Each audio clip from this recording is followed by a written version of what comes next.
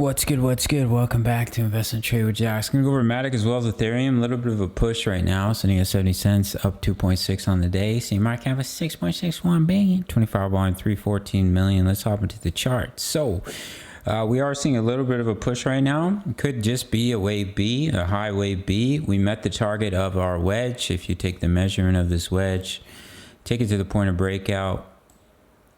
Boom. As you can see, we perfectly met that target. So it could just be the wave B. If we come up and break this high, there is the chance of an alternative wave 5. So we're looking at leading diagonal. That could be your wave 3 right there. Here is your wave 4. If you break that high, you continue to push up. Then there's always the chance of an alternative wave 5. So we ABC'd into a ABC into a 2. Sorry, ABC into 1, ABC into a 2. ABC into a 3. ABC into a 4, ABC up into a 5.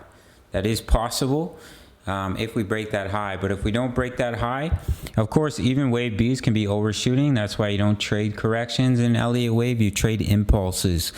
So if we do break that high, it can even be an overshooting wave B, but we'll cross that bridge when it comes and see if it looks more like a wave 5 or an overshooting wave B. But if we just get rejected here, then it's just a wave B, and then you start to come down in that wave C. All right, gang, we take a look at the daily chart.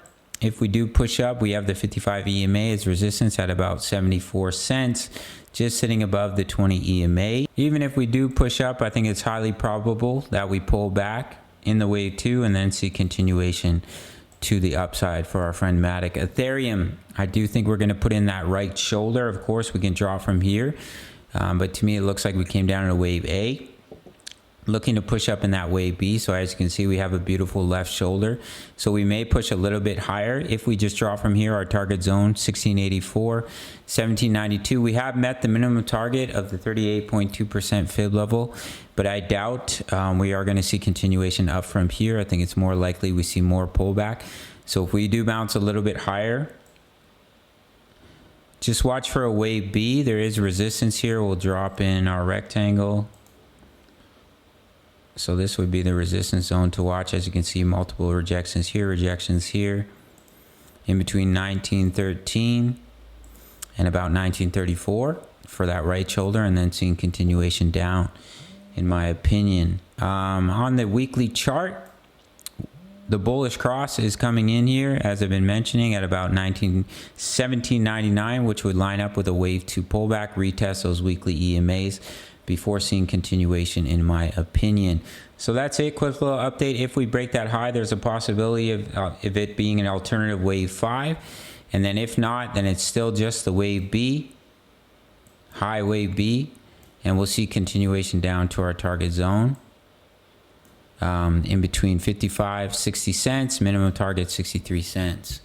All right, gang, we are currently in 3 trades right now, locked in gains on our Bitcoin trade. We will look to take more long trades off the next pullback. It's $10 a month for my signals. You really can't beat it. In the Discord, we also have over 2,000 members. Let me open it up here. Over 2,000 members posting chart patterns, talking all things crypto.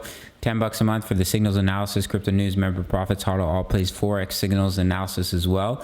I do my trading on Bitget and Bybit, mostly on Bitget. Up to 8K in bonuses, up to 30K in bonuses on Bybit. Make sure to sign up to one of those exchanges. If you email me or sign up email, there's an extra bonus only provided by me, Jaxx.